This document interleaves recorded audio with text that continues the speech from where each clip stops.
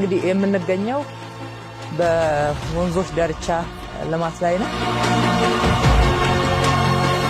ምናልባትም በአፍሪካ አሉ ከሚባሉ ፓርኮች ውስጥ አንዱ ሰዎች ሊጎበኙት የሚመጡበት ሊያዩት የሚጓጉት ቦታ አድርገን ነው እየሰራን ያለነው። አዲስ አበባ ውስጥ ከሌላ ቦታ መጥቶ የሚገባ ወንዝ የለም። ከዚህ ተራራ ውስጥ በሚመነጩ ምንጮች ነው ወንዝ የነበረው። እዛ ጋር መርከብ ሬስቶራንት አለ፣ እዚህ ደግሞ አክምባሉ አለ። ያፈሻለ ከጀልባ ጉዞ የሚደረግበት